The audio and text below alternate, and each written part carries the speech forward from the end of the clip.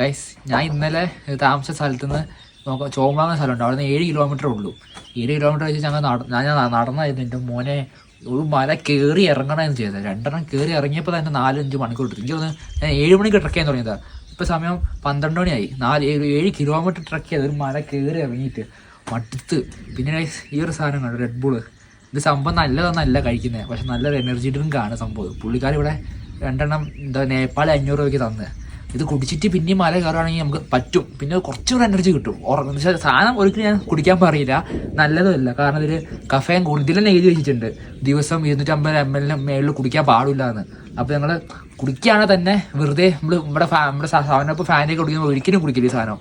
ഇതേപ്പോൾ നമ്മൾ വലിയ വലിയ ട്രക്കിങ്ങോ അല്ലെങ്കിൽ ഇപ്പോൾ നമുക്ക് വലിയ വലിയ സംഭവം ഉണ്ടാവില്ല, അതിന് വേണ്ടി മാത്രം സ്പോർട്സിനൊക്കെ ആണെങ്കിൽ കുറച്ച് കുടിക്കുക. ഓവർ കുടിക്കണം ആലോചന. ഇത് സാധനം വിഷം തന്നെയാണ്, ഞാൻ ഇപ്പോഴും പറയാം വിഷമാണ് സംഭവം. എന്താ പറയുക, കുടിക്കുകയാണെങ്കിൽ പോലും കുറച്ച് കഴിച്ചു. ഞാൻ ഇന്നിപ്പോൾ ഇന്നെങ്കിൽ ഒരു 10 കിലോമീറ്റർ കവർ ചെയ്യണം.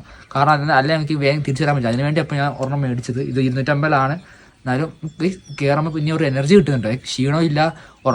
ഉറക്കം തീരെ വരില്ല സാധനം കുടിച്ചാൽ, അതാ വേറൊരു ഇഷ്യൂ. പിന്നെ നടന്നെത്തുമ്പോൾ പിന്നെ വൈകിട്ടാണെങ്കിൽ ഉറക്കം വരും, അതുകൊണ്ടാണ്. അപ്പം ഇതാണ് ടൈസ്. ഇത് നല്ലതല്ല ഇപ്പോഴേ പറയാൻ ഞാൻ.